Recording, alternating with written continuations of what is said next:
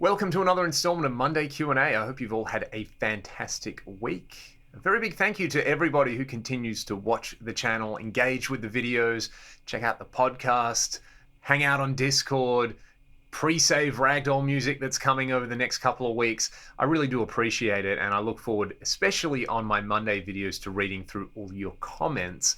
Last week we talked about guitar injuries, and it was really interesting reading through so many comments and stories from people about their experiences with their kind of, guitar and music-based health and just health in general. There were some pretty horrifying stories, to be honest. There was a few in there that really made me wince and really made me feel fortunate that I've never really had any significant injuries related to my guitar playing. And there were a bunch of stories which were really inspiring as well. And the fact that people from all around the world and from so many different backgrounds take the time to watch these videos every week. It kind of hit hard reading through those last weeks. So again, just to reiterate, I spent a lot of time on this channel just solely talking about guitars, but guitars are just one of the many wonderful things about music, and music is just one of the many wonderful things about life in general.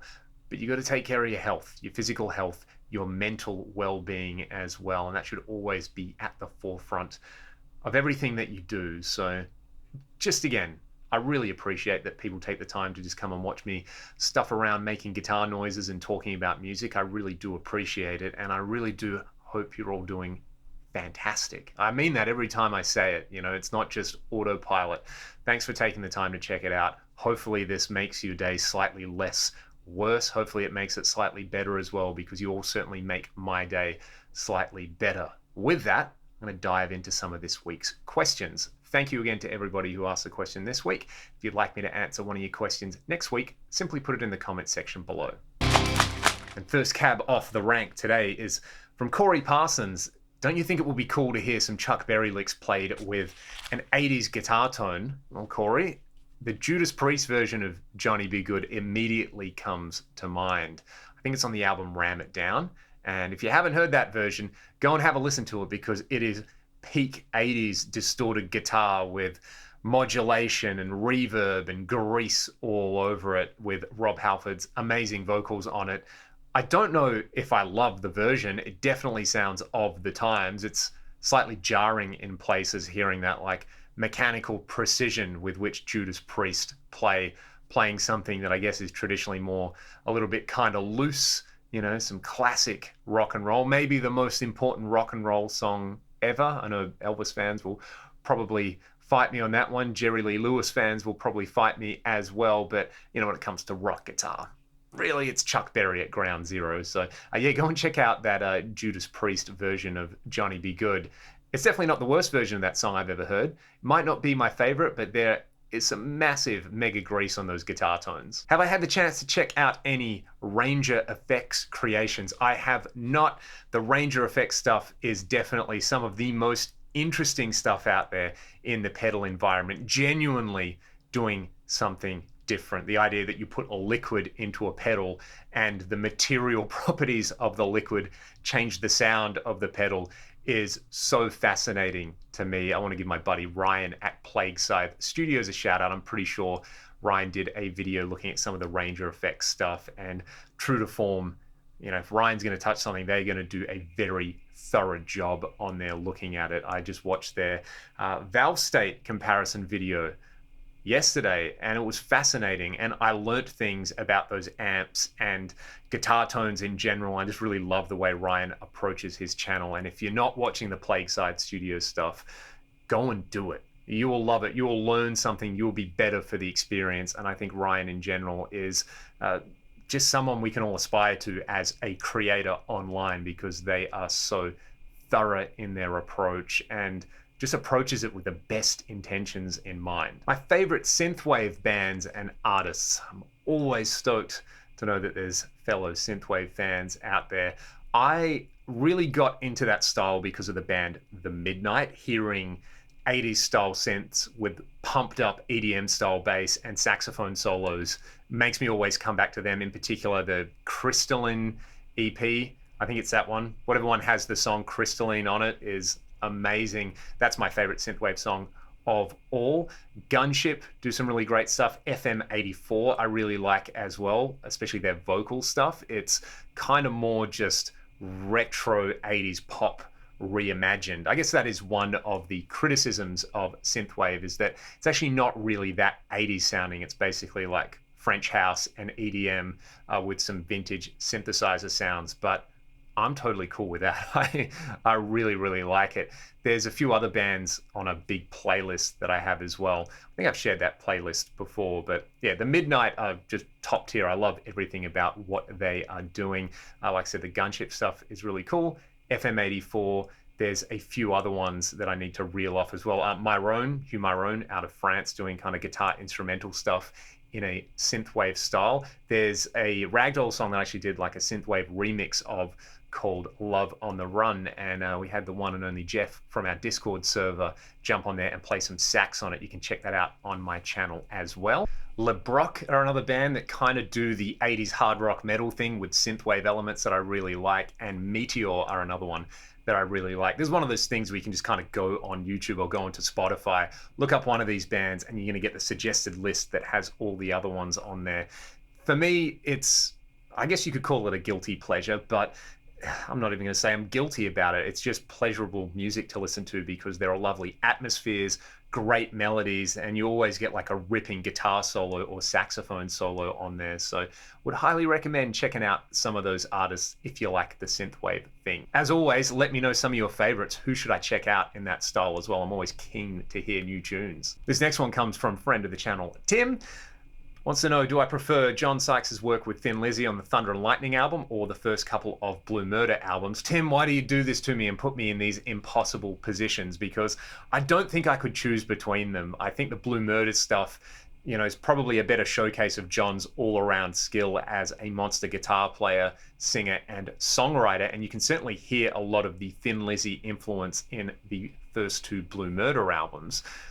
Thunder and Lightning was the first time I ever heard John play guitar, though, so I'm kind of, you know, a little bit partial to that one, even though my favorite solo on there in The Sun Goes Down is played by Scott Gorham. Amazing ballad, but, you know, songs like Cold Sweat and Holy War and The One and the title track, it's such a slamming album. I think if you're familiar with Thin Lizzy, then Thunder and Lightning kind of feels like the redheaded stepchild in the collection because it's basically an 80s metal album in there. But once you get into it, it is an amazing album. You know, Phil's just being Phil on every single Thin Lizzy album, but I think there's some of Phil's best lyrics on there, and John and Scott really play off one another really, really well. You've got Brian Downey just being Brian Downey and being super consistent and awesome as always, one of my favorite rock drummers. And I think it's Darren Wharton on keys. There's some great keyboard sounds on there as well. It's basically Lizzy as a five-piece, properly acknowledged. So yeah, Thunder and Lightning's amazing. But again, if you just want like the best of the best when it comes to that sort of melodic hard rock hair metal thing, then you got to at least listen to the first Blue Murder album. It's just so good. And John sounds super pissed off at being kicked out of Whitesnake and has that sort of attitude of like, I'm going to show you just how good I am. Not only am I a guitar god, I can write great songs and I can sing as good as anybody else doing this. So yeah, it's a bit of a tour de force. So like I said, impossible to pick. Just go and listen to both of them. Okay, this is not from a specific person, but I get this question on every video I feature this guitar in. This is my 1977 Fender Strat. What pickups are in this guitar? People always, and I don't mean this in the like, well, two people have asked in the entire history of the channel. Every single time I do a video with this guitar, people ask me what pickups I've got in these. These are Sir ML pickups. So Michael Landau's signature pickups with Sir guitars. I got a preloaded pickguard off eBay years ago. I just got a deal on it. It was one of those, well, I can't not buy that. I wasn't really looking for a set of Strat pickups or anything like that. I just kind of saw it on there, the price was right, and I picked it up and slapped it into this guitar. So this is a 1977 Fender. It's got the original bridge. The nut has been replaced. It's been refretted by Tim at MT Guitars with stainless wire. The back of the neck has been refinished. You know, it's got the big headstock thing, which I love because of Yngwie and Ritchie Blackmore, but I just really, really like these pickups. Like a lot of people who hear them, there's a really nice balance for me between what a Strat should do, which is it should have this big, fat, clean sound on the neck pickup.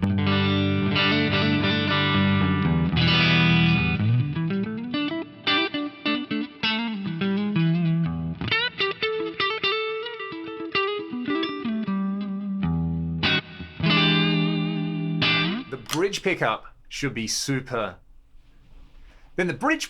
should be aggressive enough so that when you use it with high gain, it doesn't just sound tinny and wimpy, but also kind of fat enough so that it balances out with the other pickup. So with a distorted sound on the bridge pickup, and then I'll switch over to the neck pickup.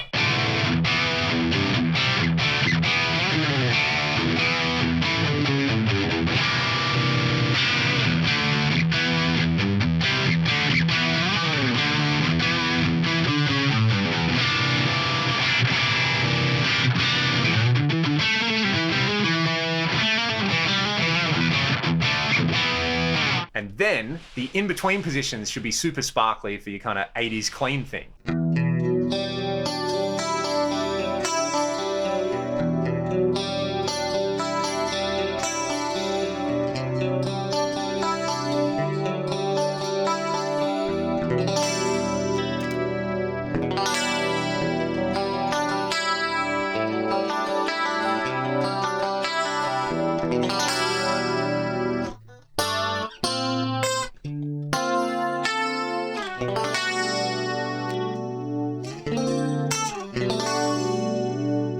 If you're familiar with Michael Landau's exploits across decades of music, then it kind of makes sense that these pickups can do that, because Mike has played on so many legendary recordings across so many genres. That's why they are my favorite Strat pickups, and this is my favorite Strat, even though it's been heavily modified, you know, putting new pickups in it, having it refretted. I think the neck has actually been re-radiused slightly as well. Just kind of dealing with the fact that, yeah, it probably isn't the best era for production era Fenders, but they're still pretty good workhorses, even though now the prices for these are kind of getting into that vintage realm where it's probably a little bit ridiculous to buy an unmodified one with all the issues that they come with. I think there's definitely probably better value for money to be had. When you start seeing like 70s Fenders going for the price of like a new Sir or something like that, that's when you really have to kind of consider what you're going to be doing. But I don't know if Sir actually put out a guitar with these 3 pickups in them in this kind of format. If they do, they're probably worth checking out. Otherwise, I'm sure you could probably take an off-the-shelf Fender or comparable guitar, stick these pickups in there and get some really great results. And yeah, I'm in no way affiliated with Sir at all, got nothing to do with them. Like I said, I bought these off eBay. I just really like them, and they kind of transformed this guitar from something which was cool to something that I like to use all the time. Time for a couple more questions. I did announce last week or the week before that there is a new Ragdoll single coming out. I'll put a link in the video description if you would like to pre-order or pre-save that song on your streaming platform of choice.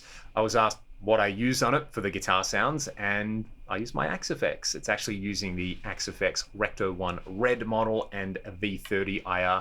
We actually tracked that song a few years ago. I might have a little video up about it, but finally time to put it out. And Troy Nababan, friend of the channel, Troy Nababan, and podcast co-host, produced and mixed that song and did a pretty amazing job with not only the guitar sounds, but the drum sounds, the vocal sounds, the bass sounds, the sound sounds on there. I'm so excited for people to hear that. But yeah, all the guitar sounds are coming from the fractal on that one, which is kind of cool. Just makes working fast and fun. I actually did the guitar solo probably 18 months after we tracked the rhythm guitars, and I did it here at home. I think I used just my live preset on that one and sent it over to Troy, and then I forgot that I'd done it. And when we started opening up the session to mix it, he was like, oh, there's a solo in here. So I kind of forgot that I did the solo and got to hear it all again for the first time. So I'm excited for all of you to hear that very, very soon. I did a video about my kind of time-based pedal board a couple of days ago. This one came up on that video. You all know that I've got a kind of a Lego project pedal board for like reverb, modulation, and delay, and another one for all my favorite drive pedals. What order would I place those two boards in when I was using them? For chorus on distorted sounds and just across the board flanges and phases, I like them before any drive. If I'm going to be doing the chorus thing to kind of like widen and thicken my distorted sound, I like it after the main gain stages.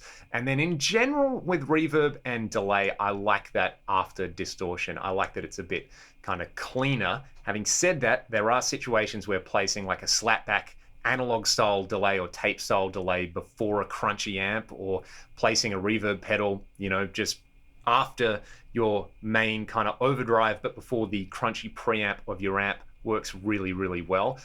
I like the Crazy Tube Circuit splash on a really subtle setting into like a cranked up deluxe reverb. Again, Troy got me onto that one when he was borrowing all that kind of stuff. Really, really cool sound. The thing that I like about having those kind of modular boards where it's like all your drives, all your time-based stuff, it's really easy to swap the order. So for me, in general, I have a workflow that I like, but it's so easy to change it up and be like, you know what, a really big reverb into a fuzz can be super, super cool for certain applications. So I'm keen to know, what do people like to do? Is it like reverb delay modulation before drives or after drives? Let me know in the comment section below. It'd be very interesting. Last one for this week, $1,000 to buy an amp. What would I buy? Obviously depends on what you want to use it for, how loud you want it to be, what style you're playing, how versatile it needs to be. I'm not sure if you can still get a Marshall DSL and a cab for around $1,000 these days. The prices may have gone up a little bit, but you know, a DSL and a cab is always my first recommendation to people who like rock music. PV made a 6505 112 Plus combo that I looked on Reverb and I saw one for about $800, which is pretty good, a lot more than I paid for one when I went to the States for the first time in 2012, but anything with the EVH association on it goes for a lot more now. But that was a great gigging amp. I used that for 3 or 4 years before I got an RaingerFX. Might have even been 4 years before I got an RaingerFX.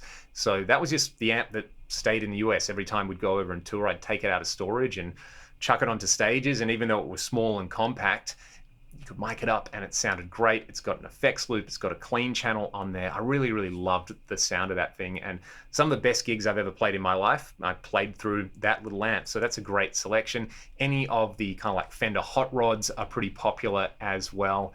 Yeah, they're kind of the staples. I think if you look at what a lot of venues have as backline, that's generally a pretty good indicator of when something is going to be reliable and versatile enough for gigging. Having said that, you've got stuff like the Boss Katana, the Line 6 Catalyst, you've got the Black Star stuff like the Amped series that I've been looking at, the kind of pedal board amps. They're pretty effective and they've got some great options on there as well. So yeah, go and have a look through the channel. There's definitely lots of these amps that I've demoed in the past. And again, I'd love to hear from people out there who have put together similar rigs. Send some advice over in terms of what you would recommend for like a gigging amp or just an amp for home use around the $1,000 mark. I'd love to know. And with that, again, thank you so much for tuning into this week's Q&A. Put questions in the comments section below for next week. Take care of yourselves. Have a great week. I will see you all next time. Cheers.